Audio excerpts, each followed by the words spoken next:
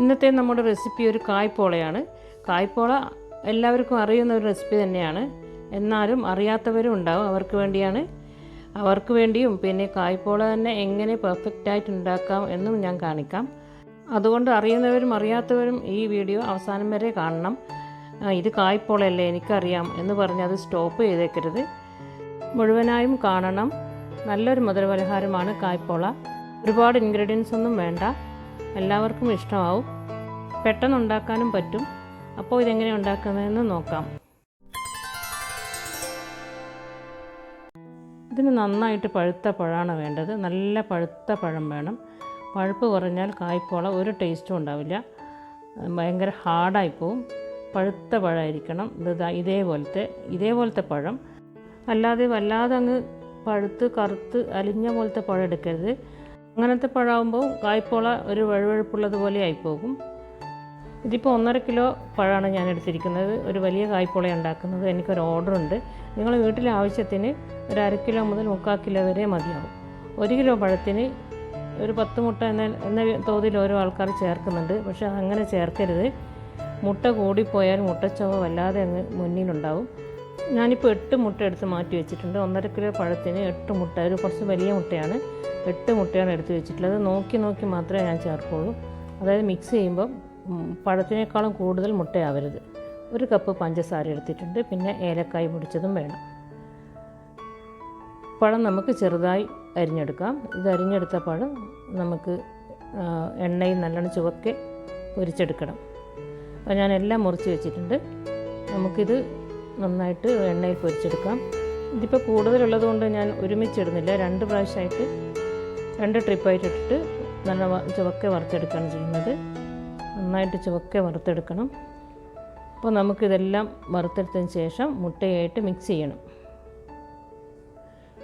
മുട്ട കൂടുതലായാൽ, ഞാൻ പറഞ്ഞല്ലോ, മുട്ട കൂടുതലായാൽ മുട്ട ചൊവയും കൂടുതലുണ്ടാവും.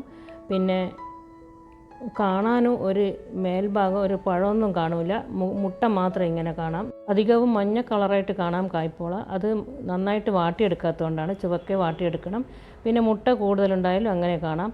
മുട്ട കൂടുതലാകുമ്പോൾ കായ്പോളയുടെ മേൽഭാഗം വെളുത്തിരിക്കും, അല്ലെങ്കിൽ മഞ്ഞ കളറായിരിക്കും. അപ്പോൾ കാണാനൊരു ഭംഗി ഉണ്ടാവില്ല, കഴിക്കാനൊരു ടേസ്റ്റ് ഉണ്ടാവില്ല. അതുകൊണ്ട് നല്ല ചുവക്കെ വാട്ടിയെടുക്കുകയും ചെയ്യണം. ആവശ്യത്തിന് മാത്രം മുട്ടയും ചേർക്കണം.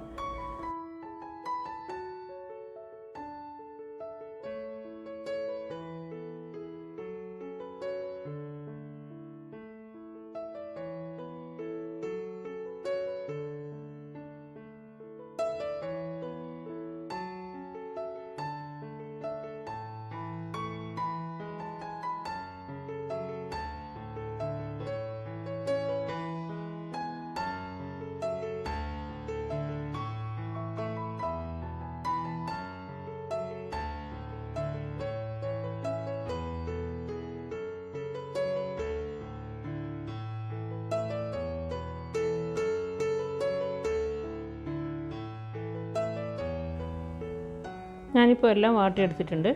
ഇതൊന്ന് ചൂടാറിയതിന് ശേഷം വേണം നമുക്കിത് മിക്സ് ചെയ്യാൻ. നല്ല ചൂടോടെ നമുക്ക് മിക്സ് ചെയ്യാൻ പറ്റില്ല, കൈകൊണ്ട് തന്നെ മിക്സ് ചെയ്യണം. പിന്നെ അധികം തണുത്തു പോകാൻ പാടില്ല. അധികം തണുത്തു പോയാൽ നമുക്ക് മിക്സായി കിട്ടില്ല, ഒരു ഹാർഡായി പോകും പഴം. ഇതിൽ ഞാനൊരു കപ്പ് പഞ്ചസാര ചേർക്കുന്നുണ്ട്. 1.5 കിലോ പഴത്തിന് 1 കപ്പ് നിറയെ പഞ്ചസാര വേണം. പിന്നെ 1 ടീസ്പൂൺ ഏലക്കായ്പ്പൊടിയും, ഒരു 1/2 ടീസ്പൂൺ മതിയാവും ഏലക്കായ്പ്പൊടി. എന്നിട്ട് നന്നായിട്ട് മിക്സ് ചെയ്യാം. പഞ്ചസാരയും പഴവും കൂട്ടി ചേർത്ത് നമ്മൾ മിക്സ് ചെയ്യുമ്പോൾ പഴം പെട്ടെന്ന് നല്ല ഉടഞ്ഞ് കിട്ടും. നല്ല ചൂടുണ്ട്, കൈക്ക് ചൂടറിയുന്നുണ്ട്. പിന്നെ നല്ല ചൂടില്ല, നല്ല ചൂടോടെ നമുക്ക് കുഴക്കാൻ പറ്റില്ല, കൈ നല്ല പൊള്ളിപ്പോകും. തണുത്ത് പോകാനും പാടില്ല. നമുക്ക് കുഴക്കാൻ പറ്റുന്ന ചൂടോടെ നമ്മൾ കുഴച്ചെടുക്കണം. നന്നായിട്ട് കുഴച്ച് മിക്സാക്കി എടുക്കുക. പിന്നെ ഇതിൽ കുറച്ച് അണ്ടിപ്പരിപ്പ് വറുത്ത് മിക്സ് ചെയ്താലും നന്നായിരിക്കും. പക്ഷേ ഞാനിപ്പോൾ അങ്ങനെ ചെയ്യുന്നില്ല. ഞാൻ ആയിക്കഴിഞ്ഞതിന് ശേഷം കായ്പോളയുടെ മുകളിൽ ഇങ്ങനെ അണ്ടിപ്പരിപ്പ് അമർത്തി പതിച്ച് വെച്ച് കൊടുക്കും. അങ്ങനെയും ചെയ്യാം, ഇതിൽ മിക്സ് ചെയ്യും ചെയ്യാം. ഒന്ന് ഉടച്ചെടുത്താൽ മതി, വല്ലാണ്ടങ്ങ് അരിഞ്ഞതുപോലെ ആയിപ്പോകരുത്. ഈ ഒരു രൂപത്തിൽ ചെയ്തെടുക്കുക. കണ്ടില്ലേ, ഇങ്ങനെ. എന്നിട്ട് ഇതിലേക്ക് ഞാനിപ്പോൾ 6 മുട്ടയാണ് എടുത്തിരിക്കുന്നത്.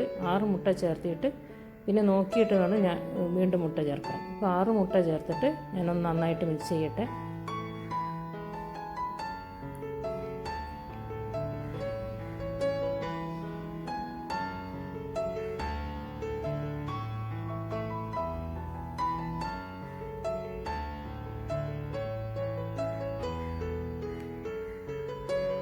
മുട്ട ചേർത്ത ഉടനെ ഒരു ലൂസായിട്ട് തോന്നും. കുറച്ച് കഴിയുമ്പോൾ പഴം മുട്ടയെ അങ്ങോട്ട് വലിച്ചെടുക്കും. അപ്പോൾ ഒന്നും കൂടെ ഒന്ന് ടൈറ്റ് ആകും. അപ്പോൾ അന്നേരം നോക്കിയിട്ട് നമുക്ക് വീണ്ടും മുട്ട ചേർക്കാം.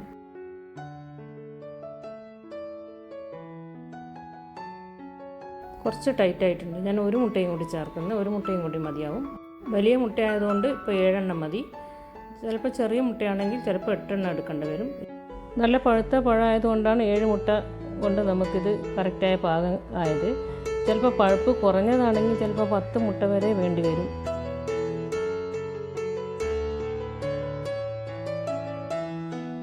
ഇനി നമുക്കൊരു പാൻ അടുപ്പിൽ വെച്ചിട്ട് ഒന്ന് ചൂടായി കഴിഞ്ഞ ശേഷം ഇതിൽ എണ്ണ പുരട്ടണം. പാൻ ഒന്ന് ചൂടായതിന് ശേഷം മാത്രമേ ഒഴിക്കാവൂ. ഒന്ന് പ്രീ ഹീറ്റ് ചെയ്യുക നമ്മുടെ പാൻ. എന്നിട്ട് വേണം നമുക്ക് ഒഴിക്കാൻ. അല്ലെങ്കിൽ നമ്മൾ അത് ഒട്ടിപ്പോവും. നമുക്ക് എടുക്കുമ്പോൾ കിട്ടില്ല, പാത്രത്തിൽ ഒട്ടിപ്പിടിച്ച് പോവും. തീ ഒന്ന് കുറച്ച് വെച്ചിട്ട് നമുക്ക് ഈ മിക്സ് ഇതിലേക്ക് ചേർക്കാം. ഇതിലേക്ക് ചേർത്തിട്ട് ഒന്ന് ലെവലാക്കണം. സ്പൂണ് കൊണ്ടൊന്ന് ലെവലാക്കി എടുക്കുക. തീ ഒന്ന് കുറച്ച് വെച്ച് ഒന്ന് അടച്ച് വെച്ചിട്ട് നമുക്കിത് വേവിച്ചെടുക്കാം. പഞ്ചസാര നന്നായിട്ട് ചേർത്തതായതുകൊണ്ട് പെട്ടെന്ന് അടി കരിഞ്ഞു പോകും. പറ്റുമെങ്കിൽ അടിയിലൊരു മൂടിയോ അല്ലെങ്കിൽ പഴയ ദോശക്കല്ലോ വെക്കാം. ഒരു 20 മിനിറ്റ് അരമണിക്കൂർ വരെ വേണ്ടി വരും. ഞാനിതിപ്പോൾ ഒരു അരമണിക്കൂർ വെച്ചിട്ടുണ്ട്. ചെറിയ കായ്പോളയാണെങ്കിൽ 20 മിനിറ്റ് മതിയാവും. അരമണിക്കൂർ കഴിഞ്ഞു. ഇതിപ്പോൾ ആയിട്ടുണ്ട്. പഴുത്ത പഴമായതുകൊണ്ട് കുറച്ച് സമയം എടുക്കും വെന്ത് കിട്ടാൻ. ഇത് വെന്തിട്ടുണ്ട്.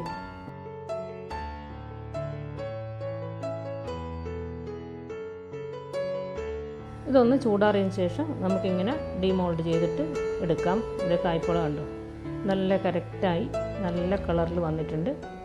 നിങ്ങൾക്കിങ്ങനെ ചെയ്തെടുക്കാം.